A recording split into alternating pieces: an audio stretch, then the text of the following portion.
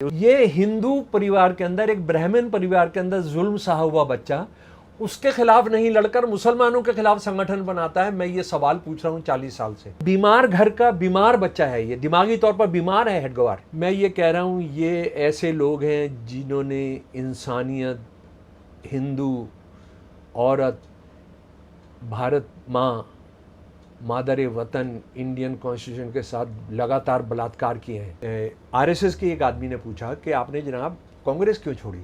इसने कहा कांग्रेस इसलिए छोड़ी क्योंकि गांधी जी ये कहते हैं ये सिर्फ हिंदुओं का राष्ट्र नहीं है, ये हिंदू, मुसलमान, सिख, ईसाई सबका राष्ट्र है। अब मैं यहाँ पर एक सवाल आरएसएस वालों से 40 साल से पूछ रहा हूँ, तुम्हारा एक आदमी क्या, तुम्हारे गली का कुत्ता, तुम्हारे गली का पिल्ला, तुम्हारी गली का चूहा, तुम्हारे गली की बकरी, बिल्ली, कभी हिंदू राष्ट्र के लिए अंग्रेजों के खिलाफ तुमने कोई धरना दिया? आजादी, कांग्रेस की आजादी में तुम शामिल नहीं हुए। तुमने हिंदू राष्ट्र बनाने के लिए कोई धरना दिया?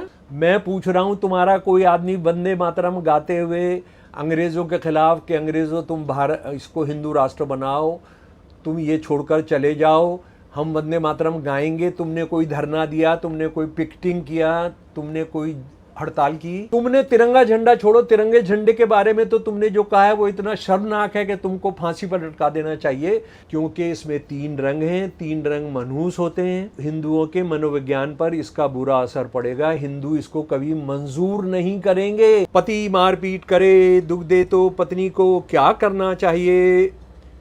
जवाब खुद ही दे रहे हैं। पत्नी को तो यही समझना चाहिए कि मेरे पूर्व जन्म का कोई बदला है, ऋण है जो इस रूप में चुकाया जा रहा है, अतः मेरे पाप ही कट रहे हैं और मैं शुद्ध हो रही हूँ। वो दलालों का दौर है, ये दलालों की सरकारें हैं। क्या ये देश जानता है कि अकबर के बाद का कोई भी मुगल राजा की माँ मुसलमान नहीं है? लेकिन क्या ये देश ये भी जानता है कि औरंगजेब ने कभी भी शिवाजी महाराज का सामना नहीं किया मैदान जंग में? और अगर कोई ये साबित कर दे आरएसएस वाला है, कोई माई का लाल या बाप का लाल, कि मैं ये गलत कह रहा हूं, तो जो जो जो सज़ा तय की जाएगी मैं उसको बिना किसी बहस मुबाहिसे के मैं उसको मान लूँगा।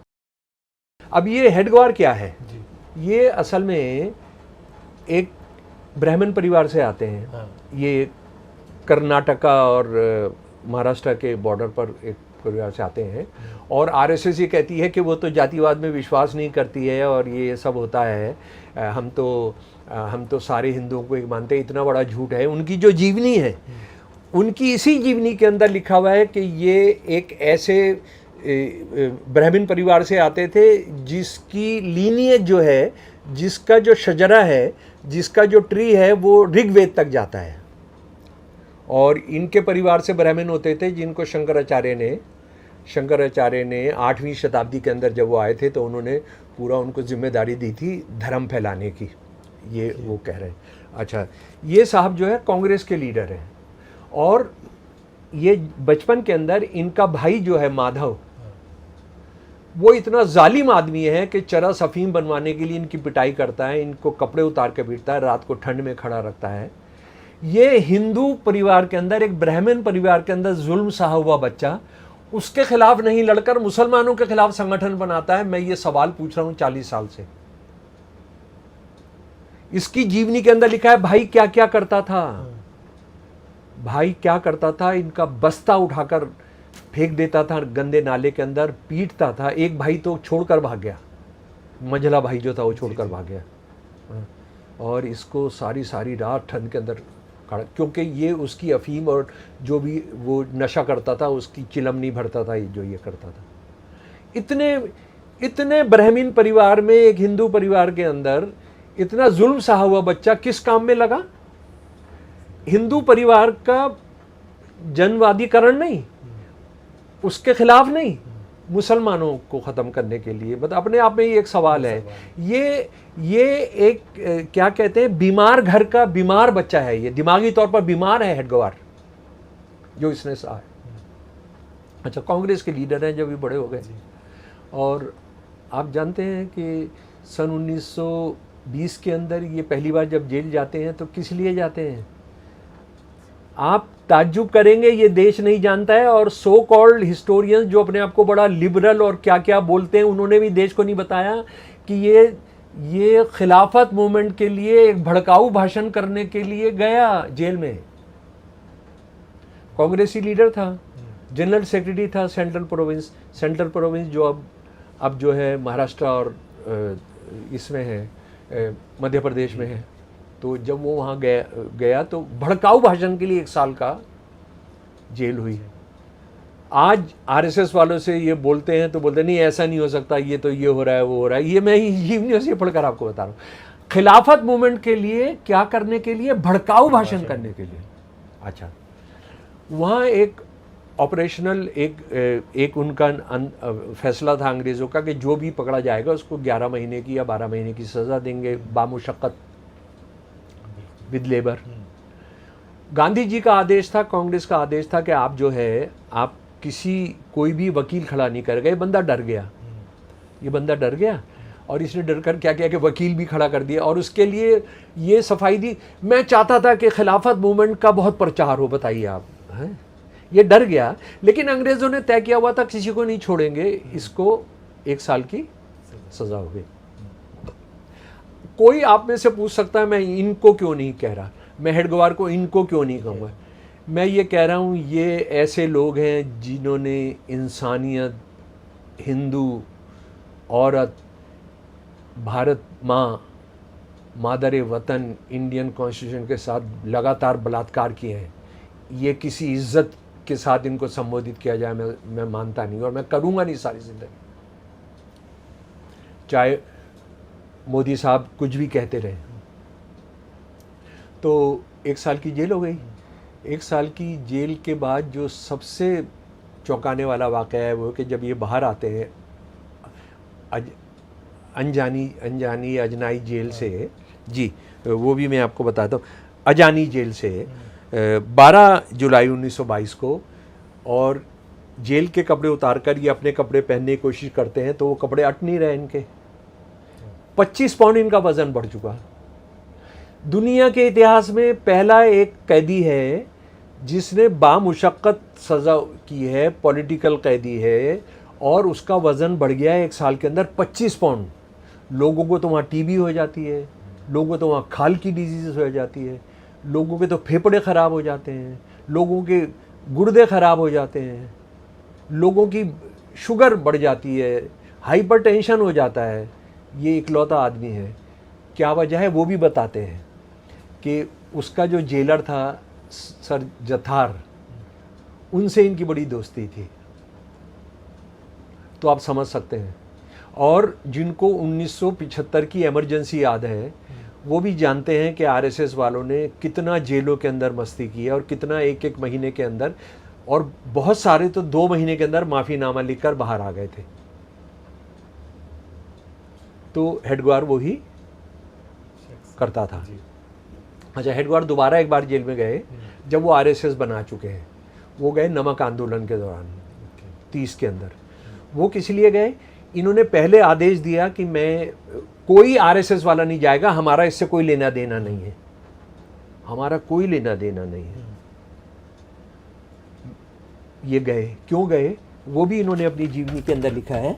इनकी यानी इनका नहीं, इन पर जो जीवनियाँ लिखी गई हैं, ये जीवनियाँ लिखी गई हैं। कोई किसी को चाहिए जानना चाहे, लेकिन बदकिस्मती से आरएसएस ने तो जो करना था वो करना ही था, लेकिन जो आरएसएस के ख़िलाफ़ हैं उन्होंने जो लीड की है ना, वो आज इसकी वजह से आज ये देश क्या क्या झेल रहा है। ये किस लिए गया कि कांग्रेसी इसके जाल में नहीं फंस रहे थे। आरएसएस तो बना दी इसने, कांग्रेसी नेता नहीं आ रहे थे। उनको फंसाऊंगा मैं, लिखा है कि मैं उनको विन ओवर करूंगा।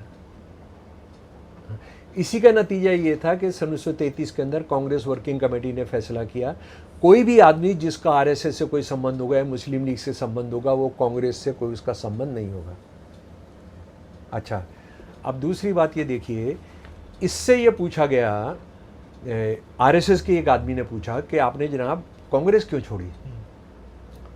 इसने कहा कांग्रेस इसलिए छोड़ी क्योंकि गांधी जी ये कहते हैं ये सिर्फ हिंदुओं का राष्ट्र नहीं है, ये हिंदू, मुसलमान, सिख, ईसाई सबका राष्ट्र है। अब देखिए, यानी इसमें दो तीन बातें हैं बहुत इंपॉर्टेंट।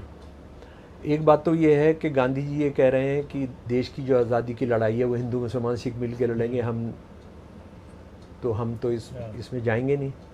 अच्छा, अगली बात ये है कि गांधी जी इसको हिंदू राष्ट्र नहीं मानते, तो अगर आप हिंदू राष्ट्र बनाने की लड़ाई लड़ेंगे तो हम आएंगे, लेकिन क्योंकि आप अंग्रेज़ों से आज़ादी की लड़ाई लड़ रहे हो तो हम आपके साथ नहीं आएंगे। अच्छा, अब मैं यहाँ पर एक सवाल आरएसएस वालों से 40 साल से पूछ रहा हूँ, आज तक जवाब नहीं मिला। आपके चैनल से मिल जाए तो ठीक है भाई, ठीक है। तुम कांग्रेस में नहीं, कांग्रेस छोड़ दी तुमने हिंदू राष्ट्र की वो कल्पना नहीं करते थे और तुम उससे अलग थे, और तुम हिंदू राष्ट्र बनाना चाहते थे। हमको एक बात बता दो, तुम्हारा एक आदमी क्या, तुम्हारे गली का कुत्ता, तुम्हारे गली का पिल्ला, तुम्हारी गली का चूहा, तुम्हारे गली की बकरी, बिल्ली, कभी हिंदू राष्ट्र के लिए अंग्रेज़ों के खिलाफ तुमने कोई धरना दिया?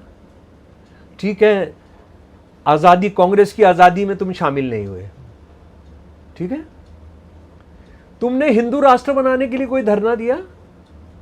तुम्हारा कोई आदमी जेल गया?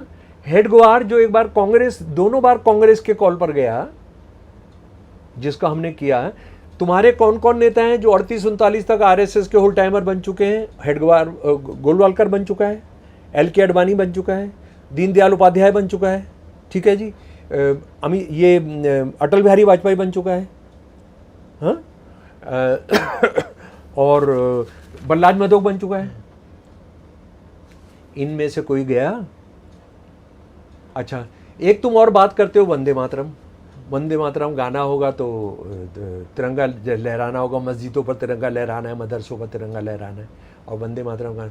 मैं पूछ रहा हूँ, तुम्हारा कोई आदमी वंदे मातरम गाते हुए अंग्रेज़ों के खिलाफ कि अंग्रेज़ों तुम भारत, इसको हिंदू राष्ट्र बनाओ, तुम ये छोड़कर चले जाओ, हम वंदे मातरम गाएंगे, तुमने कोई धरना दिया, तुमने कोई पिकेटिंग किया, तुमने कोई हड़ताल की? तुमने तिरंगा झंडा छोड़ो, तिरंगे झंडे के बारे में तो तुमने जो कहा है वो इतना शर्मनाक है कि तुमको फांसी पर लटका देना चाहिए, जो कानून है। हालांकि मैं फांसी की सजा के खिलाफ हूं। 14 अगस्त 1947 को अंग्रेजी का जो इनका मुखपत्र है ऑर्गेनाइजर, उसने क्या लिखा, मैं हूबहू उसका अंग्रेजी में उसका हिंदी पढ़कर आपको सुना रहा हूं। वो लोग जो किस्मत के दांव से सत्ता में आ गए हैं, वो हिंदुओं के हाथ में तिरंगा झंडा थमा दें, हिंदू उसको कभी बर्दाश्त नहीं करेंगे, क्योंकि इसमें 3 रंग हैं, 3 रंग मनहूस होते हैं, और हिंदुओं के मनोविज्ञान पर इसका बुरा असर पड़ेगा। हिंदू इसको कभी मंजूर नहीं करेंगे। आरएसएस के जो तिरंगे झंडे के बारे में ये कहते हैं, उन्होंने कभी तिरंगा झंडा नहीं लहराया। और ये उसकी जो किताब है, ये जो किताब है बंच ऑफ थॉट्स, अंग्रेजी हिंदी सब में, ये देखिए, ये रखी है, बंच ऑफ थॉट हिंदी अंग्रेजी दोनों के अंदर है। इसके अंदर वो कह रहा है कि ये मनहूस झंडा है, ये बेकार का फजूल झंडा है। ये जो है, ये 66 के बाद छपी है ये किताब, यानी 48 की बात कर रहे थे हम, 66 के बाद की इस किताब की बात कर रहे हैं, हाँ। और गोलवालकर ये कह रहा है कि ये तो तिरंगा झंडा जो है, ये तो 3 रंग हैं जो किसी टेलर ने जोड़ दिए हैं, यानी एक सफ़ेद झंडा शांति का, एक लाल झंडा कि हम जुल्म के आगे झुकेंगे नहीं, एक हरा झंडा खुशहाली का, एक अशोक का चक्र कि इंसानियत के हिसाब से, न्याय के हिसाब से चलेगा। उसको तुम कह रहे हो ये एक दर्जी का ने 3 रंग जोड़ दिए हैं, हाँ। 26 नवंबर 1949 भारत का संविधान सभा भारत का संविधान पास करती है। 4 दिन के बाद ऑर्गेनाइजर में फिर एडिटोरियल आता है, हम इसको नहीं मानते, हम मनुस्मृति को मानेंगे। ये मनुस्मृति वही है जिसको 25 दिसंबर 1927 को बाबा साहब ने महाद के अंदर अपनी मौजूदगी में जलवाया था। अच्छा, अब ज़रा सा सुन लें, अब ज़रा सा मेरे प्यारे दोस्तों सुन लो। मनुस्मृति भारत का संविधान होगी, ठीक है जी, मनुस्मृति भारत का संविधान होगी। मनुस्मृति मुसलमानों के खिलाफ नहीं है, ईसाइयों के खिलाफ नहीं है। मनुस्मृति शूद्रों के बारे में, शूद्र जो चतुर्वर्ण का हिस्सा है उसके बारे में जो कहता है, जरा सुन लीजिए। ये अध्याय 4 है और ये श्लोक होते हैं, गीत के अंदर होता है ये। ऐसे राज्य में नहीं रहना चाहिए जहाँ शूद्र राजा हो, ना ही ऐसे राज्य में रहना चाहिए जो अधार्मिक लोगों से घिरा हो, और न ही ऐसे राज्य में जो पाखंडियों और चंडालों से भरा हो। चंडाल वो होते हैं जो जाति वर्ण व्यवस्था के बाहर होते हैं, जैसे मुसलमानों को चंडाल बोलते हैं वो। शूद्र को ना तो किसी प्रकार का परामर्श, न उसके भोजन का बचा हुआ, न यज्ञ होम का शेष, न धर्मोपदेश, और न ही किसी व्रत के अनुष्ठान आदि का निर्देश देना चाहिए। जो व्यक्ति शूद्र को धर्म उपदेश अथवा व्रत के अनुष्ठान आदि का निर्देश देता है, वह उसी शूद्र के साथ असंवरत नामक घोर अंधकार वाले नरक में गिर जाता है। समझ गए? अच्छा, उसके बाद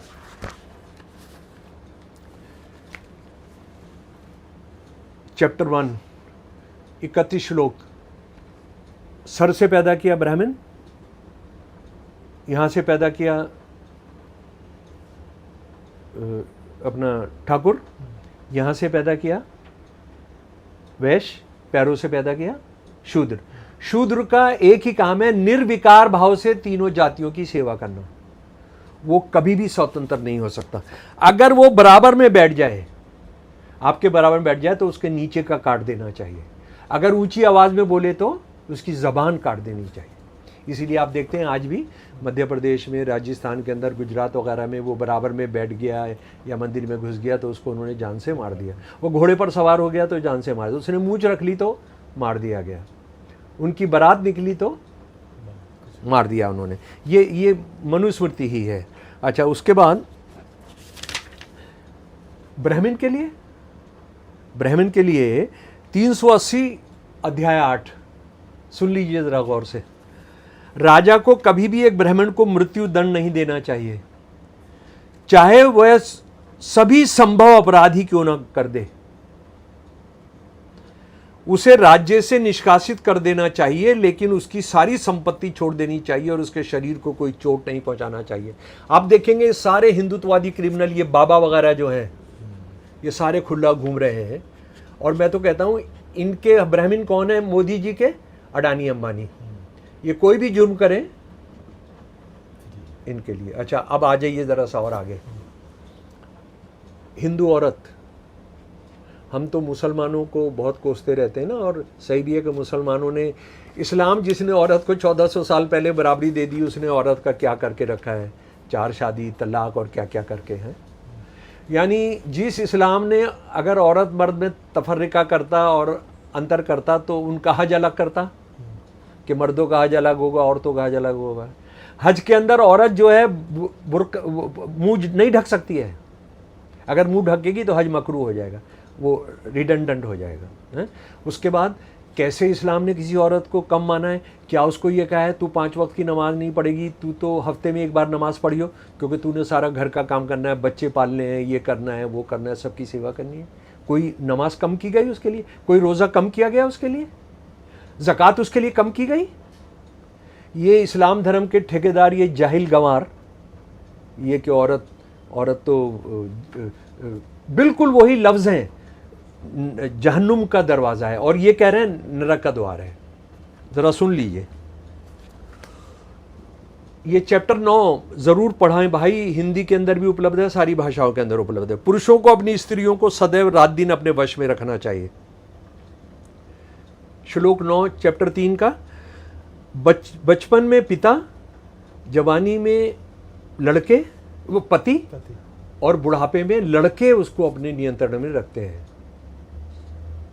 ठीक, सभी जातियों के लोगों को, यार इसमें ब्राह्मण लड़कियां भी शामिल हैं, उनको भी उनको कंट्रोल में रखना चाहिए। और उसके बाद सबसे खतरनाक, मैंने कोई कैसे लिख सकता है अपने औरत के बारे में, अपनी धर्म की औरत के बारे में। श्लोक 9 चैप्टर 9, श्लोक 14 चैप्टर 9। सुन लो मेरे प्यारे दोस्तों, आरएसएस का जो प्रोजेक्ट है हिंदू औरतों के बारे में, ये स्त्रियां ना तो पुरुष के रूप को, और ये स्त्रियां जो है मुसलमान स्त्रियां नहीं है, ये स्त्रियां सिख स्त्रियां नहीं है, ये स्त्रियां मुसलमान ईसाई स्त्रियां नहीं है, ये हिंदू स्त्रियों के बारे में कह रहा है। ये स्त्रियां ना तो पुरुष के रूप का और ना ही उसकी आयु का विचार करती हैं, उन्हें तो केवल पुरुष के पुरुष होने से ही प्रयोजन है। यही कारण है कि पुरुष को पाते ही उससे भोग के लिए प्रस्तुत हो जाती हैं, चाहे वो कुरूप हो या सुंदर हो। यानी आप बताइए ये कितना क्रिमिनल संगठन है, ये कितना अमानवीय संगठन है, ये कितना हिंदू विरोधी संगठन है। जो बात मुसलमान औरत विरोधी मुसलमान क्लर्जी भी नहीं कहता है, वो ये कह रहे हैं कि हिंदू औरत जो है मर्द को देखती है, काला हो, लूला हो, लंगड़ा हो, बहरा हो, उसको देखते ही उसको बिस्तर पर ले जाने कर उससे संभोग करना चाहती है। ठीक है, आप सोच रहे हैं ये कोई 1948-47 की बात है, ये कोई उस जमाने की बात है? आप गलत सोच रहे हैं। गीता प्रेस इस वक्त हिंदू धर्म की किताबें छापने वाला सबसे बड़ा संस्था है। जी, गांधी शांति पुरस्कार मिला है उसको। ये एकमात्र संगठन है धार्मिक किताबें बेचने वाला जिसको 80 रेलवे स्टेशन पर फ्री के अंदर बुक स्टॉल उपलब्ध है। इसका जो औरत विरोधी साहित्य है, जो भारत के संविधान का, क्रिमिनल प्रोसीजर कोड का, इंटरनेशनल ह्यूमन राइट्स कोड का, औरतों का जो चार्टर है, औरतों का जो चार्टर है, ह्यूमन राइट्स चार्टर है, ह्यूमन राइट्स का जो चार्टर है उसके खिलाफ है। आप इसको सुनेंगे तो आप पागल हो जाएंगे। ये कितनी किताब छप चुकी है अभी तक इस किताब के हिसाब से? ये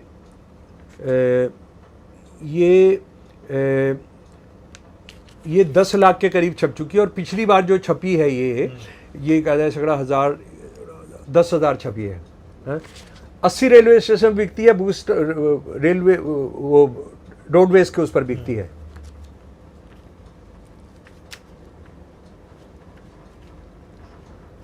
जरा सा, हाँ जी, ये स्वामी रामसुखदास है। ये स्वामी रामसुखदास वो हैं जो बाबरी मस्जिद में रामलल्ला प्रकट हुए थे, ये भी उसमें शामिल थे। इन्होंने औरत के लिए और बच्चों के लिए, मर्दों के लिए हिंदू धर्म को इजी कर दिया है क्वेश्चन आंसर फॉर्म में। हाँ, ठीक है। इसी तरह का कुछ नालायक और बहुत जाहिल मौलवियों ने मुसलमान औरत के बारे में भी इस तरह की कई चीज़ें लिखी हैं। इतना साफ और क्लियर नहीं, लेकिन लिखा है। वो तो ख़ास तौर पर एक किताब वो आप यहाँ पर देख सकते हैं, बहश्ती ज़ेवर यहाँ रखा है। ये मतलब बहश्ती ज़ेवर की तरह का ही ये है। तो सुनिए ज़रा, स्वामी रामसुखदास जी सवाल करते हैं और ख़ुद ही जवाब देते हैं। पति मारपीट करे, दुख दे तो पत्नी को क्या करना चाहिए?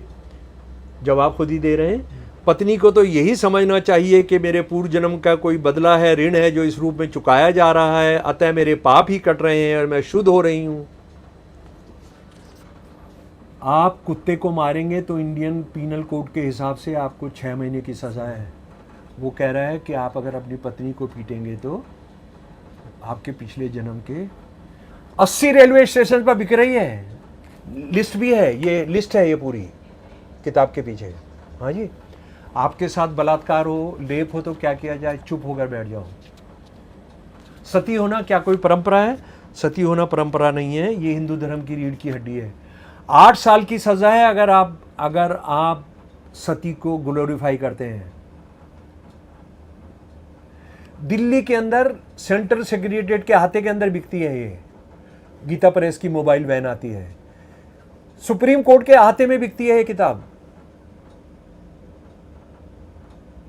आपको नौकरी करनी चाहिए? नौकरी बिल्कुल नहीं करनी चाहिए। आपका दिल बड़ा कमज़ोर होता है, औरत का दिल बड़ा कमज़ोर होता है। औरत को जायदाद में हिस्सा मिलना चाहिए? नहीं मिलना चाहिए। भाइयों में झगड़ा हो जाएगा। जैसे जब औरतों को नहीं मिलता तो सिर्फ भाइयों में झगड़ा नहीं, औरत भाई बहनों में झगड़ा हो जाएगा। जैसे जब सिर्फ भाइयों को मिलता है तब झगड़ा नहीं होता है उनमें। जब औरत को देंगे, और बाबा साहब वही कोड ले आना चाह रहे थे जिसके लिए आरएसएस और हिंदू महासभा के लोगों ने इस्तीफा दिलवाया था और नेहरू ने सबमिट किया था इनकी दादागिरी के सामने। हाँ, अच्छा, गीता जो है रीढ़ की हड्डी है, हिंदू धर्म की रीढ़ की हड्डी है। ये किताबें बिक रही हैं 10-10 रुपए के अंदर। ये किताबें एक नहीं है, 30 किताबें हैं इस तरह की। नारी शिक्षा, वो नारी विशेषांक उनकी एक पत्रिका है, पूरी की पूरी 400-500 पेज की किताब है सती के फेवर के अंदर। और ये सिर्फ जनाब हिंदी में नहीं है, अंग्रेजी में भी है, देश की हर भाषा के अंदर है।